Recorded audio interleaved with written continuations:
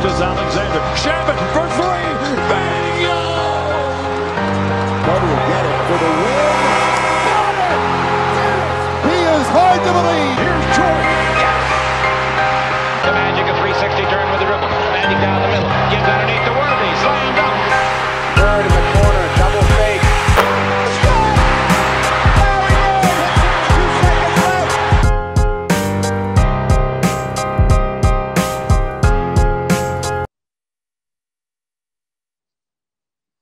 What's going on, guys? Welcome to Dime Dropper.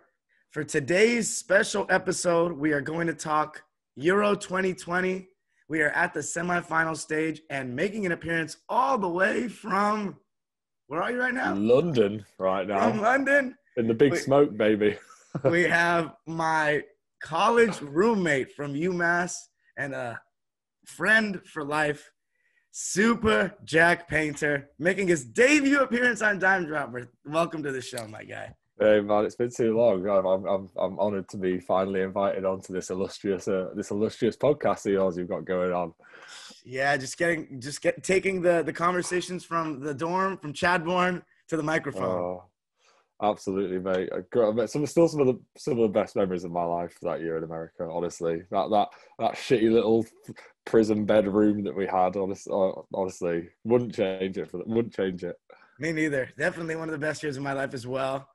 And then obviously came over to your side of the pond, 2019, and we went to the game, Man City, Liverpool together. That was unforgettable. I tell my subscribers, they ask me what's the best game I've been to. I always say, well, now it would also be Clippers Jazz Game 6, but I was like, that one was right there with anyone because the passion that you guys have over there it puts us to shame, to be honest.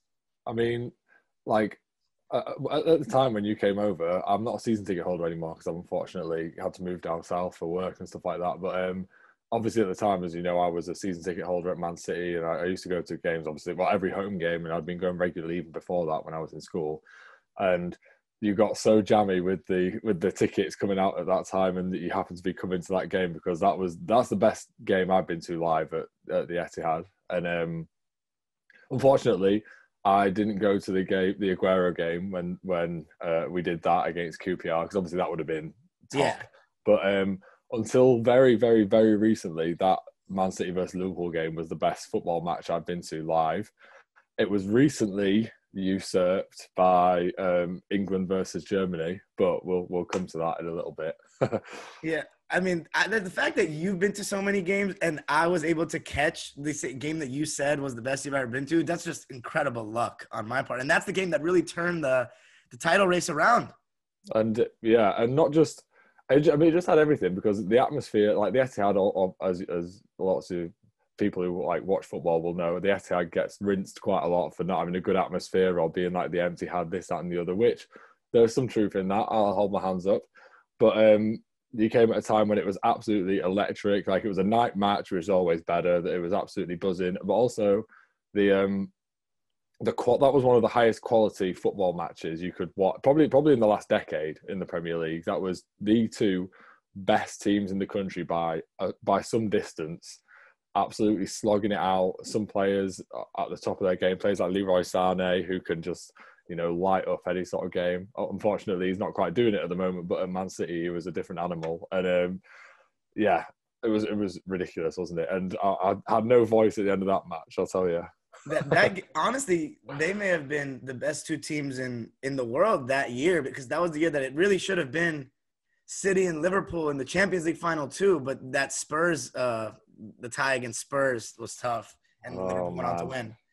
Yeah, but, that was. I was actually watching that game against Spurs. I was in Dubai at the time. My girlfriend lives in Dubai. Zoe Cooper. We'll give her a shout out. Darian knows her. Yeah. She lives over there. So the time difference, it was about 3 hours ahead. So by the time that game was on, it was like, 10, 11 o'clock or whatever. And her family had all gone to bed and I was trying to be really quiet. And Sterling scored that last minute, well, what I thought was a last minute winner to send us through. I, on mute, stood up and ran around her downstairs house, like top off, all this sort of stuff, everything. I came back and she's mouthing to me like, it was offside. It's ruled out. I was like, oh no, it can't be. Man. Honestly. But no, that was a tough one, definitely. But that was a very high quality match, especially for me. I had come from watching 2-0-0s. One was Chelsea Southampton, the other one was Crystal Palace and Cardiff. So to go to that game, it was like just levels above. I was just so shocked at the quality of the players.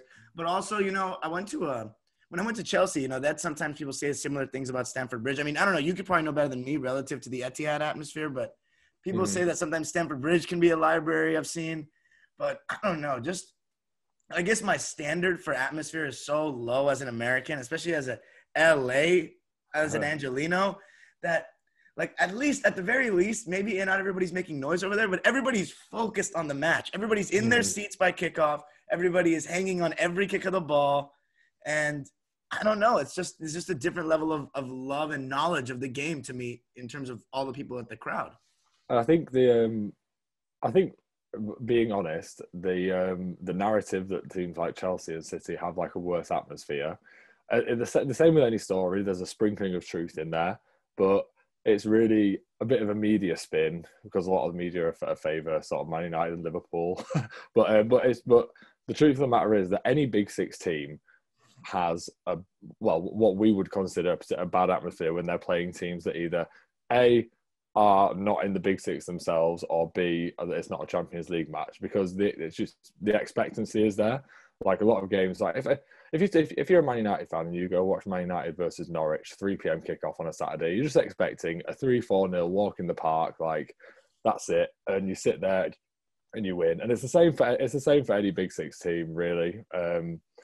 And that's the way it was at Man City when I used to go. Like it used to be like sometimes you could hear a pin drop if we were playing someone like Bournemouth and it was 0-0 like the 30th minute. Stadium would be silent because, as you say, everyone's just focusing on the game, having a chill time. But it comes alive when it's when shit gets real and you're playing someone big or something like that. Then that's when it gets loud. But equally, when you went to go see Crystal Palace versus Cardiff, those are the sort of games where the atmosphere is probably going to be electric, like all the time. I mean, Crystal Palace in general have a great atmosphere at their stadium, but when like lower league teams, that's a lot of Man City fans weirdly pine for the days when we were shit because the atmosphere every game was mint. It was less commercialized, you'd say, as well, and when every game is a scrap, it means that every game is like exciting as well. And so you have quite a few of the older generation who like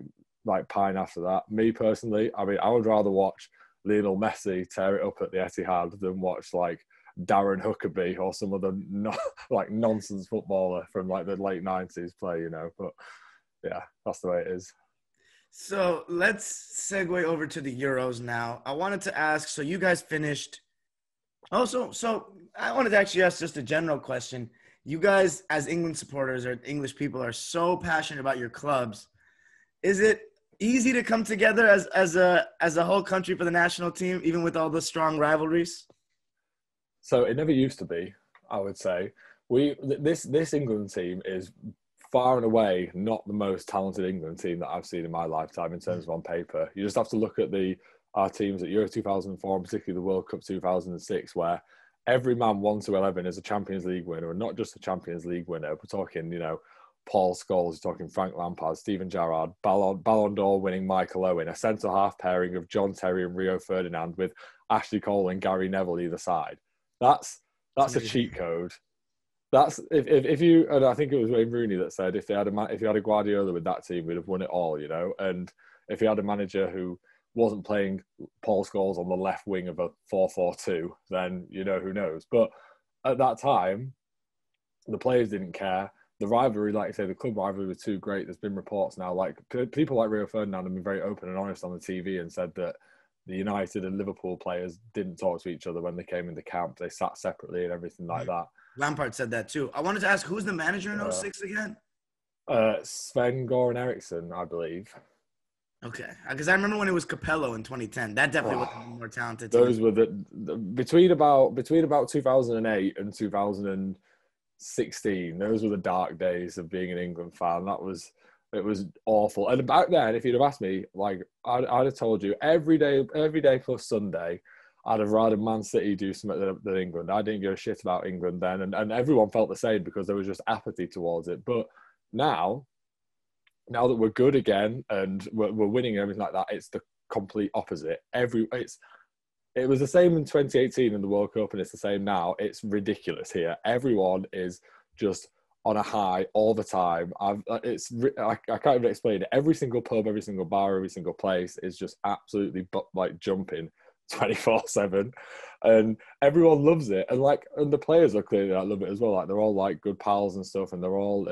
I read an interesting article today that was saying they represent like a change in what it means to be English as well. You know, like these are people like Marcus Rashford who spent the last year like fighting for free school meals and working super hard, like even in the face of the Tory government to support children. You've got Raheem Sterling, who's been given an MBE for his work to counter racism, and you know, Harry Kane being quite an exemplary captain as well.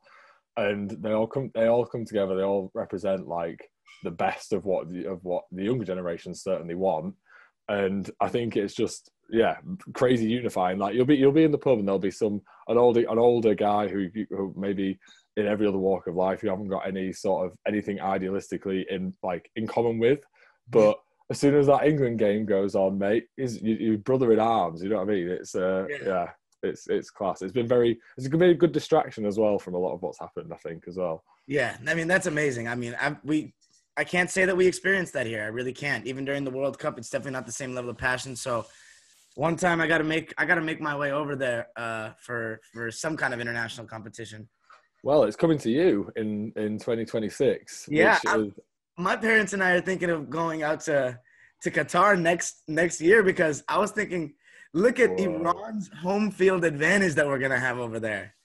Mate, Iran could be serious at that World Cup, you know, because I mean, there's other factors as well. Like it's cliched, but like the heat and the climate and everything like that, it always comes in as a factor in World Cups as well. It's the reason why European teams always struggle when they're in South America as well. Like there is that, it is a real advantage, and like you say, Iran will be drawing big crowds because they're nearby, and it would be special, mate, if you could make your way over. I just also think if there's any place to go where it's solely about like the football and the World Cup, it would be Qatar 2022. Yeah, but, it's just I'm interested to see how they handle it as well, because I mean I don't know. I'll hold my hands up and say I don't know too much about Qatar and how relaxed they are about things such as like drinking in public or having like open cans, or how they'll react to these sort of things, but. Without England fans or Russian fans or Irish fans, or going to a lot of these places, these are not people who are going to be not drinking in public and stuff like that. You know, like it's intrinsically linked, and I'll be interested to see how the crowds work, and B, it'll be interesting to see how the season works around that. You know, because I was always wondering that what's going to happen to the season if they're doing it in the winter. Who knows? And I mean, this is the thing. Chelsea could be cruising at the top of the league, doing really well, and then at the World Cup, 4 or 5 of your best players get injured because they're playing for their team. It completely disrupts everything, and now the season's changed, and you come back into this. Our whole team is going to be there, though. They're going to be. That's what I mean. Cup. So who are we going to play? Well, no, but there'll have to be a pause, and then I'd imagine the season would just go on to like June or July or something. Oh yeah, because then there'll be no competition in the summer. Yeah, it'll be very interesting. Do you know what? A lot of people were very skeptical about Russia 2018. And again, especially with the traveling fans, you know, like the BBC were releasing documentaries, sort of scaremongering about the hooliganism in Russia and saying it's not safe for English fans to travel and all this sort of stuff. And there was a lot of negative publicity, but it ended up being a great, like one of what's considered to be one of the best World Cups there have been for a long time in terms of football and the experience. And like Qatar could pull it off, you know. So I think we've got to go in with an open mind and sort of, you know, hope for the best really. But it'll be good. I've got my eyes set on 2026. I'll be 31. Hopefully made a bit of coin by then. I've got my eyes on Mexico because I've never been to Mexico. And really? I think it would be batshit crazy down there. I think I love Mexico. First that World Cup, it's coming to us. So I'm gonna be at a lot of games and places, but I definitely should try to make my way down to Mexico as well, because they have if you want the real passion, it's not gonna be Canada or the US. It's definitely gonna be them. Oh yeah, man! Like I want to go to like the Azteca Stadium Oh or my something God. like that. Games at the Azteca. Mexico fans are crazy. I've been to 2 of their games, international competition. Oh my God. They'll turn on their players so quick. Like they have the thing where they chant puto for when the goalie kicks the ball. I remember when they were getting destroyed by Chile in Copa America. They were down 6-0, 7-0. It was an all Mexico crowd in San Francisco. And they started chanting it against Ochoa after they were Oh my down. God! And they started olaying their own team. And Ochoa's like he's done so much for them as well. Which that World Cup when he was going crazy as well. Yeah, I mean, so I wanted to ask you, what was the expectation after making it to the semifinal of the World Cup going into this Euros? Yeah. Do you know what? I think it varied depending on who you spoke to. I think usually there's quite a usually there's like a national mood. I think, and that's one of the reasons why the 2018 World Cup was so incredible at the time. Why everyone was getting so gassed for it was because the expectations before that World Cup were so low. It was just sort of like a free hit. You know, we didn't expect anything, and we ended up getting that far. Whereas I think this time, I think there was a range. I think there were some people who thought, "Oh, we're not great on paper." Like there's Southgate was coming in for quite a bit of criticism. People thinking he was a bit too negative, and so. But then other people I remember me and some of my friends were talking beforehand, and we were looking at it and saying, like, we really should be aiming for the semi-finals. Like probably quarterfinals would probably be the minimum expectation, I think. But we should have really been aspiring for the semi-finals with the team that we had and the quality that we could produce. And I mean, we've just, yeah. But I think no one can. Every critic's been silenced, really. The 2 people who came in for the most criticism before the tournament, and even up until and including the Germany game, have been Gareth Southgate and Raheem Sterling incessantly. And you've got the guy who's the top scorer at the tournament and has been arguably our best player. And similarly to how for the last 5 years, Man City's most important signing has been Pep Guardiola more than any other player, there's a growing feeling in England that the most important part of England's setup is Gareth Southgate, and that this is a bloke who knows how to get the most out of his players and makes choices that are constantly criticised. He's stuck between a rock and a hard place. This is the deepest England team I've probably seen ever in terms of the options, and so whatever team he picks is going to be wrong one in someone's point of view. And so it's a lot of pressure for him, but he's smashed it every time. And I mean, especially against Germany, against Ukraine, you can't fault his decisions, really. And it's just been, I think it's been impressive to see. Definitely. Does he get criticized because sometimes you guys can play a bit like, I don't know, I don't want to use the word dead, but kind of, it's more of an, like, as we saw in the World Cup, it's very well organized. You guys at the World Cup, you played 5 at the back or 3 at the back. And then scored off set pieces a lot. It wasn't as beautiful, like nothing like, like your Man City style of play, of course. Is that the reason why he gets criticized as well? Or yeah, I think so. I think people see players like Phil Foden and Jack Grealish being left on the bench and know what they're capable of, and especially for Jack Grealish, who's proved it for his club and country and is one of the most exciting players in the Premier League right now, really. And people get understandably frustrated that they're getting left out because they know what they can bring. But I think what you would say with one of my overriding feelings with England is that one of the areas that we are weakest at is at the heart of the defence, and our centre backs are a bit of a problem. Like John Stones had a great season alongside Ruben Diaz, who was an absolute monster. Harry Maguire is better than a lot of people give him credit for, but is not the most mobile centre back in the world. And I think when you get to the later stages in the competition, we don't have a 2 that we can play in a back 4 that's strong enough to be as free flowing.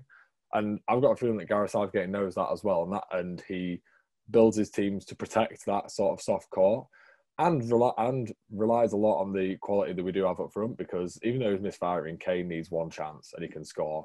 Sterling is electric. Saka, Sancho, whoever you play alongside them can do it. And forgetting you've got a man like Kyle Walker at fullback who can both be a sweeper and an offensive threat in the same game. You've got left backs, I think whoever's played left back's been really good. I think Trippier did well when he had his chance. I think Shaw's been outstanding in the last couple of games. And I'll hold my hands up because some of my mates will watch this and call me a hypocrite. I criticised Luke Shaw in his first game when he played, but he's come out fighting and been really good recently. So I think people did have that feeling, but I think now it gets to a stage when you can't criticise anymore. You know, there's been too many questions answered, and so everyone's just up for it now. And you haven't conceded one goal the entire tournament so far. Jordan Pickford, man. Like, I know. And he gets a lot of criticism at Everton. So how surprised is everybody? Does everybody love him for England? Is that like the... Oh, yeah. Like, yeah, but again, he's another one who probably before the tournament, people were saying, oh, it should be... I mean, people had their personal favourites. I wanted Nick Pope to play in goal. A lot of people wanted Dean Henderson to come in. And off club form, you'd have to say it was probably deserved because Jordan Pickford has had a lot of high profile, like dodgy blunders. Mm-hmm. But yeah, for England, he just raised his game massively. And you have to say he's done that consistently. He's always played well for England, really. Some players just do, I guess, just thrive on it. I don't know. Yeah, and I mean, 2 tournaments in a row. I mean, I don't want to jinx it, but he's been very, very good in both tournaments. I mean, of course, that penalty shootout against Colombia is a big memory that comes to mind. But yeah, that was. I mean, no goals conceded. So I agree with you with the thing you said about the back five because I wouldn't trust Stones and Maguire in just a back four unprotected the same way they are with the five. Didn't he start with the back four the first during the group stage and then changed it, or did he start? He did. Yeah. Yeah, and he played with I think he played with a 4 against Ukraine as well, didn't he? I think it was just Germany. I think where you guys went with the back five, right? I think that's quite telling in itself. I think his mindset of it is right. If we feel like we will dominate the ball and we can be comfortable in this game, then he'll go with the 4 against a stronger opposite. Like against Italy, if we got to the final and we were playing Italy or Spain, I would fully expect him to play the back 5 in that final. It'll be interesting to see what he does on Wednesday night because Denmark are a very good team, but are they good enough to warrant? Are they back 5 worthy? I mean, I don't know. I don't know what the line is, but my personal thinking will be he'll be looking at the semi-final and think, right, in that final, I'll be playing 5 at the back. So maybe I should play 5 at the back in the semi-final to get us used to it, back used to it. But who knows? What did you think of? So the first game, Croatia, and then of course you guys played Scotland. So Raheem Sterling, I know you because you're a City supporter, so you've been defending him for a while. I've always been a fan just because I remember the first time I really rooted for England, 2014 World Cup. He was like one of the only players that looked like he was like treating it like a World Cup. He was 19. He was running all over the place, looked really good on the ball. I was like, wow, like he's got a lot of potential. And I've been following him ever since. And, you know, he had a period of time where he was really improving each season. And then last season or two, it's kind of been a little bit of a dip for him. So what are your thoughts on him, just I guess his form going into this and how he's been the last year or two for City and all the criticism he received in both the World Cup and the Euros? But he's really finally found his tournament where he's taken off. Well, yeah, because this goes all the way back to the 2018 World Cup, and there was 2 very different schools of thought on Raheem Sterling, and it all centered around the same statistic, which is that he scored no goals in that World Cup. And you had the people who saw it and said he scored no goals, he's useless. What is he doing? Doesn't bring anything to the team. And there was people who, like me, would say his movement off the ball is great. One of the reasons Kane scored as many goals as he did was Raheem Sterling, like attacking the box, like making space, everything like that. And he brings a lot more to the table. But that like divisive, like black or white view of Raheem Sterling just perpetuates constantly. And this last season, it was within Man City's own factions because he had a bit of a torrid time in the first half of the season. He played quite poorly or dipped below his standards. But these are the standards that he's set himself over the last 3 or 4 years. Like, he's got the most goals and assists by a long way of any Man City player since Pep Guardiola came in. More than De Bruyne? Even more than De Bruyne? Yeah, easily. The most by a long way. I think second's Aguero. But Sterling's got the most by quite a long way. And so, he had a dip in form and he got sort of demoted to the bench, as it were. And then we kind of went on a mad winning streak and obviously ended up like winning the title. And And I think people pointed to a lot to him sort of saying that he was like washed or whatever, and that like, there was rumours of him being linked with Arsenal, which I think was just like disrespectful for like a team who literally just finished in the bottom half, being linked with like one of our best players on the day, one of our best players the last 5 years. And that carried over into England, like until the Germany game. You were constantly still getting people saying like, oh, even though we scored that last game, he was rubbish, like he didn't do anything, it's just tap-ins. But it's always just tap-ins with Raheem Sterling. Eventually, you have to admit it's not luck anymore. There's obviously something more. That's what I used. There. That when I first started getting into football, that's what I used to say whenever I watched Ronaldo. I was like, he scored all these easy goals. Then I started realizing there was a lot more to it than that. Yeah, he's in the right spot on the right time for a reason. Yeah, and and it's a criticism that's not leveled. I mean, people talk about Thomas Muller, rightly so, as one of the greatest players of like his sort of generation, one of the greatest German players, World Cup winner. Look at all of his goals. Every single goal he scores is just a tap in at the back post. He hasn't scored. I don't think he header. scored a goal in a tournament. I may be wrong on this, but I don't know if he scored a goal in a tournament since Brazil. Yeah, I could be wrong on that, but I know he hasn't scored more than one or two. That's for sure. And this was the guy that we were talking about. He could break Klose's record at one point. Yeah, I know. And but don't get me wrong, a great footballer, but the same. Like they score good goals because they get in the right place at the right time, and movement is a massive part of the game. It's why you look at a player like Edinson Cavani, not quite as physically fit as he maybe used to be. Like he's knocking on a bit now. He's 33, but yeah, for United, he's lethal because his movement is like in the Premier League probably second to none really at the moment. He's like he has the best movement of any player in the Premier League, I would say, in an attacking sense. Maybe second to Aguero, but obviously Aguero hasn't played as much recently and has unfortunately moved on, which is still a sore subject, but never mind. Yeah. Well, not a sore subject because you can't be sad, but what a hero! What an actor, you know. Even as a Chelsea fan, just being first of all, I got to see him play live. I got to see him score a goal. But I remember his first game against Swansea. I remember where I watched it, and I remember he scored 2 goals, and I was like, man, this guy's really good. And then I don't know, just the memories of watching Aguero, and he's always been the man for the big occasion. I think he took up the mantle from Henry was probably the face of the Premier League for the 2000s, for that decade. And I think you'd be hard pressed to find someone that I would argue that Sergio Aguero was that for 2010 to 2020. You know, like he was the face of the Premier League really for a lot of it. Eden Hazard for a while was up there, but I think just for longevity and achievements as well, like Aguero, he was the icon really. That's the only word I can use for him. And another one of these players who I never thought I'd see at my football team playing. So, you know, it's just mint. Yeah, for sure. Well, that's a legend right there. But I was gonna say, how was the game against Scotland? Like, how was the buzz around the country during that? So crazy. I work for an organisation that like runs the railways in Britain, and so I was in the office weirdly enough on the night before. The day before the game was due to go ahead, I was working outside Euston Station, which is like it's the main line. It's the station that the trains. Is that where I came to you from? Probably, yeah. London, yeah, Euston from to, Euston, yeah. Because you were from London to Manchester, yeah. And but that same line goes on further to Glasgow. So we're trying to have this big serious meeting in the afternoon, and like the directors sort of kind of stood up giving this like talk or whatever.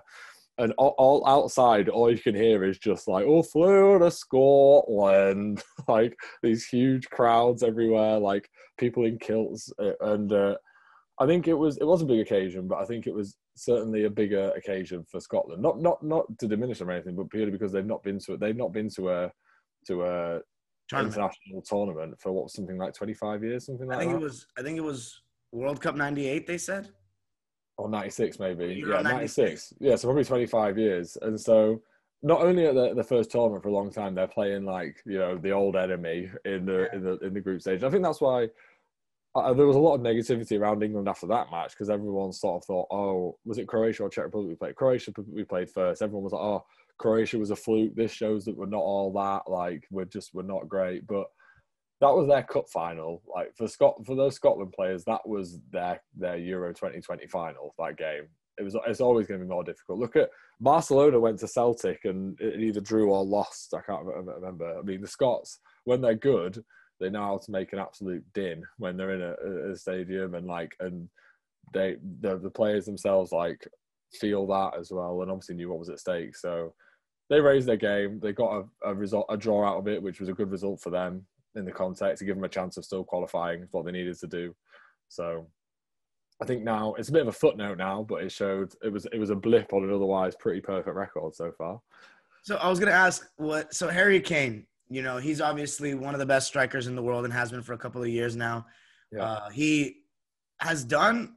I mean, I wouldn't say you can challenge me on this if you want. I wouldn't say he's the player that Wayne Rooney was, but for you guys in the tournaments, I think he has performed better. Obviously, he didn't have a great group stage, but if you look at the World Cup in 2018 and this one, I'm not saying he was perfect, but he still managed to get on the score sheet. And I expected that more from Rooney in some of the tournaments when I watched England play. So how has he been received, by the country in both the tournaments, I should say? 2018, unanimous praise, I would say. This tournament, from myself included, some harsh criticism. I mean, you saw Southgate subbed him in one of the group games at about 60 minutes. And he looked shocked, but he needed a bit of a kick up the bum, to be honest, because he looked like he wasn't fit, or he wasn't fully engaged, or his mind was distracted, and there was always talk about transfer rumors, whatever it might have been. He wasn't at it. And even in the first half of the game against Germany, he was again one of our worst players, and not winning anything in the air. Hold up play was non-existent. It wasn't happening for him. Yeah, he can be very uninvolved sometimes. Exactly, which is the opposite of how he plays for Spurs. For Spurs, he's not your typical striker. He's literally everywhere, linking up the play, coming deep and stuff. But but then obviously, I mean, he scored the goal in the Germany game, which I think was huge. And then again, obviously the a bit of a dip in quality of opposition. No disrespect to Ukraine, so take it with a bit of a pinch of salt. But I mean, he looked back to his best, really. And I mean that banger that he hit for that, the save that he made, it would have been for his hat trick. That's when I knew. I remember saying to my dad after he scored the goal against Germany, I said, that could change his confidence and really get him going for the rest of the tournament now. And it looks like that's what's happening. And as opposed to the World Cup, where he started to kind of, from my memory, kind of dip a little bit as the tournament went on. I think he had some good chances in that Croatia semifinal and he didn't take them. He's starting to get better as this tournament progresses. So I feel like he could have some big moments in the final two games. And I think, we're going to need him to, if from this point onwards, if we're going to do anything, he has to play at his highest level, because we're in the semi-final of an international tournament. Harry Kane is out and out our best player by a very long way, and is one of probably only Lewandowski at this moment in time is a better striker than him in the world. So what do you think about Benzema lately? He's had a crazy resurgence. He has. He had a very good season for Real Madrid, which obviously petered out a little bit. They didn't win anything, and that they didn't. That exactly, and that that France performance ended up being quite embarrassing, really, at the Euros, and the aftermath hasn't been pretty either for them. But I mean, Benzema is a great player. I think he was another one who's been very disrespected throughout his career, because he was playing alongside either the greatest or the second greatest footballer of all time, depending on what your attitude is. But of course, you're not gonna shine as much in that team. But I think he went underappreciated, and he's shown that he is an absolute beast. But one team that I was shocked by, I know a team that's quite close to both of our hearts and that we would have both been cheering for, is Belgium. I expected a little bit more from them, and I thought they would. Having seen Italy's game against Austria, I thought I backed Belgium. I thought they were going to win quite comfortably, but Italy have been a bit of a breath of fresh air, really, under Roberto Mancini. And I mean, that was a great game and built off some proper old school solid defending at the back as well. Chiellini and Bonucci, mate. I love that. I know I was really disappointed, but I honestly didn't know how to feel about Belgium coming into it, because De Bruyne obviously had the orbital fracture in his face. And I don't know, at times this season, he just didn't look the same as I was used to seeing him. And then obviously Eden Hazard has just not been the same since he went to Real Madrid. And that says a lot. I mean, when in the World Cup going into that, I mean, he didn't have the best season, but he wasn't bad. There were at times where he was carrying us. I just think our 2018 team, lacked creativity, and that was like peak Morata year. You know what I mean? Where he was really bad. Yeah. And Yeah. I remember, I think just our team started to get an idea of our tactics and our five at the back and the Antonio Conte way of playing. But Hazard was still really good going into that World Cup. He was amazing, and then he played amazing in the World Cup. But this tournament, I don't know. I'm not the type that's going to say one player is going to change everything. But when it's Eden Hazard and Kevin De Bruyne at their best level, that makes a world of difference. Because other teams don't have players like that on their team, and I just don't think that they ever really. I think Lukaku was great at this Euros, but yeah, Lukaku's he's a fabulous footballer, and it makes you baffled a bit the why Man United really let him go as easy as they did. Yeah. Like it just everything before and since, and even particularly during when he was at Man United, like his goal scoring record was so good. It just seemed like a bizarre decision really to sell him. But I mean it was sad. But like you say, when you've not got Kevin De Bruyne and Eden Hazard, who on their day could both have the strongest of cases being top 5 player in the world, when they're at their best, they no question. It makes a difference. I would just say honestly, I think the Italians have been the better side for the tournament than Belgium. Honestly, I think the Italians have been the best side outside of the Austria game. I would say that they've been the most impressive to me. I didn't expect, I always, the Italian way is to defend and be organized at the back, but the quality they've shown attacking wise, I've been pretty impressed. I wanted to ask you, so Mancini, how do you feel? That's your guys' that's one of your guys. He is. He is an absolute. Well, again, he's a cult hero at City. Obviously, would be like oversaw.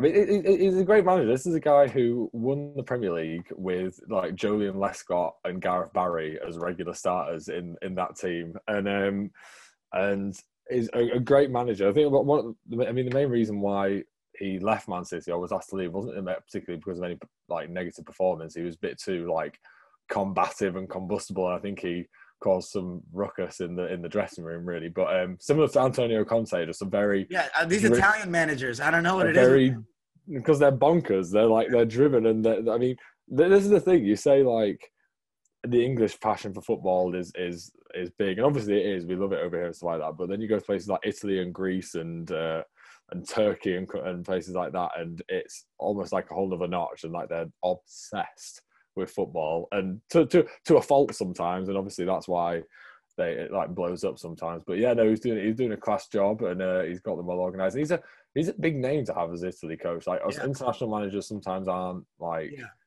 the biggest names, but he's done really well, and he's got a lot of good players there. Like we've got like Immobile, who consistently bags like 30 goals a season. You've got Lorenzo Insigne, who's been good for a while and scored a peach in that Belgium game. That was a nice goal. And Verratti, finally.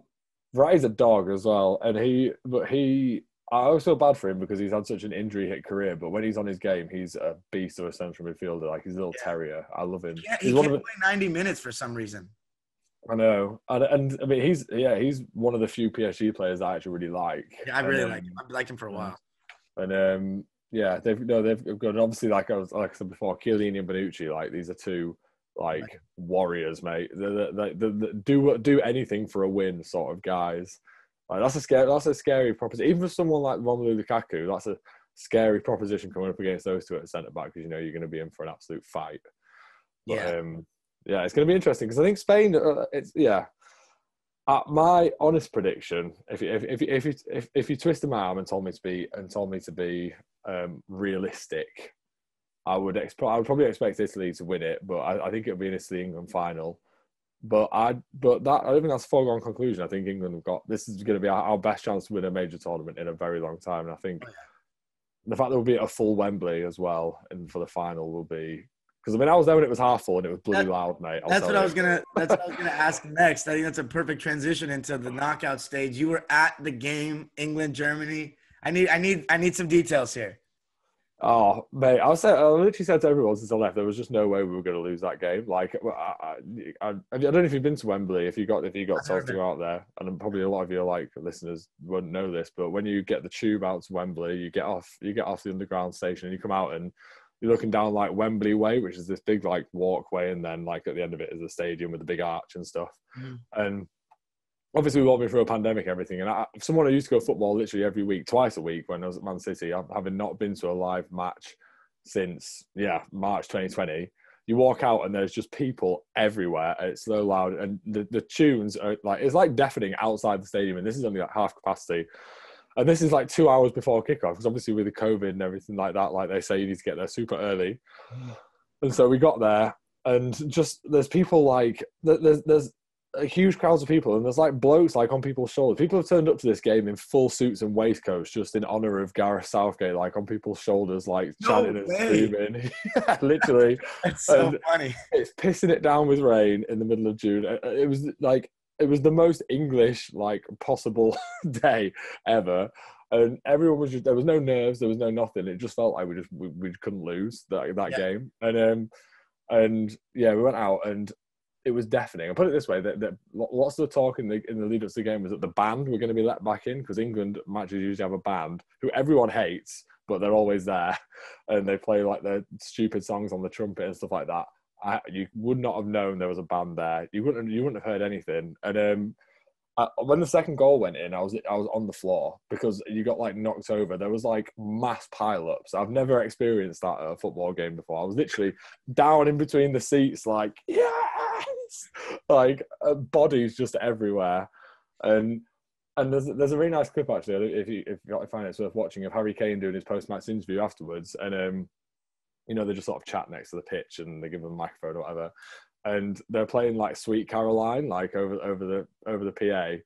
And it's that loud that they like can't do the interview. And Harry Kane just kind of stops mid-sentence and just is like looking around in like awe at like what's going around him. He looks like he's going to cry. I got to watch that. What about with the three lions raining down from the crowd loud? Oh, it was. I can't even explain how loud it was. It was the loudest match. Even what you said, it was 50% capacity. Yeah, there was only like 40,000 people there. It was loud, so like loud. Man City, Liverpool level loud. Yeah, comfortably. The scenes though on TV, like even my friends were saying, they were like, those England fans at Wembley, they were going nuts. I was like, I can't believe my friend was even at the game. Like that. Yeah. And that's what I was, and that's what I was saying. It was the best thing I've been to live, best sporting fixture, just because the atmosphere was like ridiculous, the game was ridiculous, and also it's like, mate, one of the reasons people like Scottish and Welsh fans quite understandably don't like England is because like there'll be a Scotland game on the Euros. It'll be Scotland versus Czech Republic, and at halftime they'll be showing the Gaza goal from Wembley '96 or whatever. Like all the footage is always just about England. And if we go on to do good things at this tournament, that game will be one of the ones that's like reeled out every tournament for the next like 20, 30, 40 years or whatever. So to feel like you were a part of that was pretty special. So I was gonna ask, how long did you have the ticket for a long time, or did you just recently get it? Nope. So that game, that last 16 game, I was initially supposed to go. It was supposed to be in Dublin initially when the tournament was supposed to go ahead. Okay. And me and a couple of friends just bought tickets to go to this match in Dublin. And when the tickets came out, obviously, like the qualification hadn't even finished yet or whatever, because they sell them like well in advance. And so when it turned out that we had tickets for this game that was going to be the winner of what turned out to be England's group versus the runner-up of the group that had France, Germany and Portugal in. So we were really excited for it. And then obviously the pandemic hit, so no chance of going to Ireland. Fast forward to this year, moving it to Wembley, which was great news for us, but they said it was only going to be 50% capacity, and you had to like re-go into a ballot, but you get preference if you already had tickets. Mm-hmm. So my mate went in for the first one because they were in his name, and we didn't get them. And they said it was sold out, and we thought, there we go. Like it's always going to be hard and stuff. And I had the days off work, and I was actually just expecting to have a bit of a chill time, not really do anything.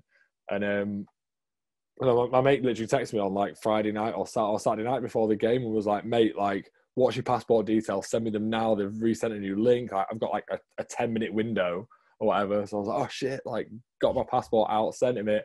And he was like, right, done. We've got tickets. We're going on the Tuesday. So wow. I had like 4 days of knowing that I was going to it. And it was unreal. So thanks, Tom, for sorting those out. And of course, beating Germany, who I don't remember the last time I could think of you guys beating them. I mean, obviously, I have vivid memories of the 2010 4-1, the famous Lampard. That was like that was the time where we were really like, we got to have goal line technology. That was the start of all of that. Yeah. Well, do you know what? I can tell you the last time we beat Germany before that. It was the 1966 World Cup final when we beat them. In a tournament, that's the last time? So we then played them 4 times in a row and lost every single time until this time. So this time last week was the 5th time we played them since 1966 and the first time we beat them. Wow. That's amazing. I mean, yeah. No, I feel what you're saying about being at a game where you're just like, we're not going to let them lose type of thing, because that's kind of how I felt for 2 instances in my life. Game 7 against the Spurs for the Clippers, and then the first game of that same series, it was just so loud. I was like, we're not going to let them lose. The momentum is going to be too high. And, it's a special feeling when you really feel like you can affect the game when you're there, just as a fan, even though like, obviously they have to execute and on the pitch or on the court, wherever they're doing. But yeah, I don't know. There's just it does. It makes a difference whether it's basketball, whether it's hockey, whether it's I'll say American football or football or anything like that. It does make a difference. And like, I don't know if you remember Thomas Muller when he ran through on goal. Literally the great man Thomas Muller himself. He doesn't miss those. Like that doesn't happen. But when he misses that, it's just like I think it does have an impact. And especially like I think with basketball as well, like the little things as well. I think it just makes those free throws that little bit harder for the opposition. It makes like executing a game plan that they need to that little bit harder. But and also for the home team, like if you've got, let's say, you've got 10 seconds left in a timeout and you've got to make a play, whether it's all just superstition, but it just feels like it's more. It can happen like when there's all the fans there, So definitely. I mean, there was a different poll in the game 6 the Clippers won to make it past the second round this year when we had that was our first game with a full capacity stadium, or it's like 90%. It's not fully every seat is taken yet. There's still some areas being blocked off by like certain things, like right behind the bench that people don't sit right now until I guess the whole COVID thing clears up a little more. But you could just tell the difference that we didn't really have any pull in the games with half capacity. This one we did. But so I wanted to also ask, so how you feeling now? Denmark semifinals. You're starting to play your best football in these last 2 games.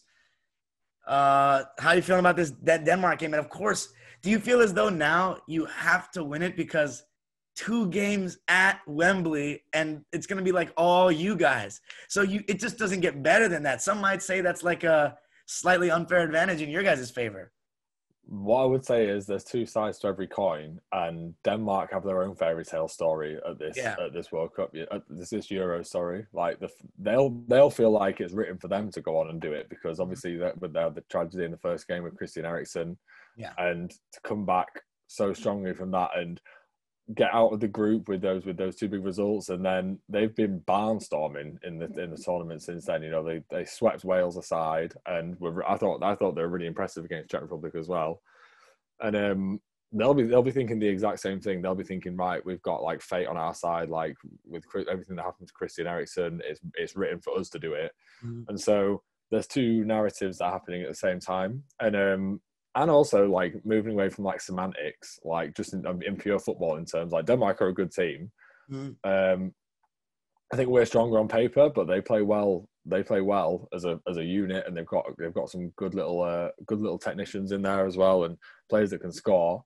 So I think it's going to be a really hard game. I'm not expecting anything like 4-0 either way. I think it's going to be 1-0, 2-1, whichever way it's going to go. Maybe even go I could see it go the distance, to be honest, like in a game like this. And if it got to a penalty shootout, mate, I don't know how I'll handle that. But I think it's gonna be tough. I'm expecting a really difficult match, to be honest. But I think we'll win. I do. I have to say, if my prediction would be probably. Yeah, I'd probably say 1-0 England because I don't think I was going to say that too. Yeah, I don't think we'll concede. I think defensively we've been solid enough, and I think we're only getting better defensively. So I think it'll be settled. But I think it'll be 1-0. Raheem Sterling with the winner. Mate, I would love it if it was. Honestly, Yeah. I don't care. I don't care how it comes. I don't care if it's a Pierre-Emile Højbjerg own goal off the Yeah. crossbar VAR review. I don't care. However it happens, Yeah. just get us through to So that final. Italians and Spain, the other side of the bracket, that's going to be really interesting. Probably the more attractive game for a neutral supporter with those two powerhouses. Mm-hmm. But I know the Italians, I remember they knocked out – I was in Italy, actually, last Euros when Italy knocked Spain out. I have a feeling it's going to happen again. I just think that they look more impressive. What would you take on that game, B? I think Italy are gonna have too much for them. It's weird though because I've kind of not backed Spain very strongly throughout a lot of the tournament. Like I don't think they've looked great. Me neither. I haven't either. I've been saying that they're kind of like a little bit of. I don't want to use the word pretenders because they could prove me wrong, but I don't know. That's what I've been saying. Yeah. Well, I mean, this is a team that scored 10 goals in 2 games, so they've obviously got goals in them, but they also conceded 3 in that same game, and they're leaky at the back, and they've played a lot of football as well. Like they've had penalty shootout. No, did they have a penalty shootout in the last round? I believe they did. It was against. They beat Switzerland. Switzerland. Yeah. So they had extra time in one game, penalties in the other. Yeah. Whereas Italy, have had a little bit more rest, arguably, although they came for a really tough game against Belgium. So, no, I just think in terms of quality, I think they're going to have too much. I think offensively they can both create, but I just think Italy have got such a stronger back line that'll see them across. That's what they say. Say that in basketball, don't they, as well? Like, offense wins you games, defense wins you championships. And I think that's the it's phrase. the same. It's the same in it's the exact same in football. And to win things, you need to have like that strong back line. I think that'll prove to be the case, to be honest. So then let's say it's an Italy-England final. Is at Wembley. Is it coming home? Yeah. It has to be. It has to. I have to say that. I think yeah. I have to back it, and I think it is. And I think again, it would be. I really think if it was England versus Italy again on paper, I think it's a really, really close call. Really, I think those are two pretty evenly matched teams. Yeah, I think we could do it. Again, that's another match. If I'm being slightly more objective, that's another match where I could see that going all the way to penalties as well. To be honest, maybe higher scoring. Hopefully, we don't get a penalty shot in the final. I never like to see them end like that. Yeah, no, it is. I think it's really like hard. It's one of those things where if you're involved in it, it's horrendous. But to the neutral, like, it's morbid curiosity. Whenever I'm a neutral watching the game, you're always kind of wishing for more, and you think, all right, I want the extra time, I want the penalties, I want the drama, but no, thank you, not for me. For England, we can leave that out of it, I reckon. But yeah, I mean, that's all I have for now. You got anything else? I'll be rooting for you guys all the way, of course. You know, obviously now Belgium's out. I think that may be my last time rooting for Belgium because I don't know how Eden Hazard's future is gonna go. But you know, my only country where I have real family at, besides obviously Iran and USA, is England. So old Blighty. Exactly. Coming home. Oh, mate, I have to say, I think it is coming home. The scenes. Imagine the scenes. I don't know what I'm going to do. I don't know what's going to happen. It's on a Sunday night as well. I don't know who planned that, but I don't what like it's going to be. I don't know how England's going to function if we win. Like, I honestly think like businesses will just be shut for like 2 days because people can't go to work. Don't take me home. Mate, exactly. People won't be physically able to go to work. I think you'll be walking around on like Tuesday morning, and there'll still be people just with cans like everywhere. But yeah, I'm dreaming of that day. But what I will say is, if we do win something like that, it'll be the zenith. I think for a lot of fans who've seen the light, and they'll say that they would. I think most England fans and I would agree that they would rather see that than than a team do it, or would trade the opportunity for their team to win a few more titles for England to just win one, really, because it would just, like you say, the scenes. That's what it's about, really, at the end of the day. It's not even necessarily about the fact that England have won the Euros, which is quite cool in itself. It's more about the party afterwards, which is what everyone wants, really. Yeah. No, absolutely. I'm jealous. I wish I could be there, but hey, this was great stuff. I really enjoyed it, honestly. Just a different change of pace, talking about something else. Something that I'm not as stressed for personally. And definitely won't be the last time, of course. You brought some good stuff. It's great to have perspective from people from other countries. You know, I always wanted this to be a diverse show. So Mate, Dime Dropper's going international, mate. yeah, absolutely. And one I'll day, tell you. what's crazy is I could actually have you seen? I've been doing the vlogs for Clipper games. If I honestly, I have the footage from the game at the Etihad. I may just post some of it and make a video out of it. Yeah, mate, you should give it insight into sort of what it was like and the experience and stuff like that. Yeah, because that was, I mean, if you're gonna give insights into it, mate, that's as good a game as any. I'll tell you, honestly. I got Aguero's goal on video. It's crazy. Yeah, It's crazy. but yeah, man. Hey, it was awesome. I really appreciate you for joining on. Mate, thank you so much for having me. It was a pleasure. I loved it. Look after yourself. Say hi to your family, and yeah, Yes, great sir, I time. will. Cheers. I said, good luck, man. Thank you.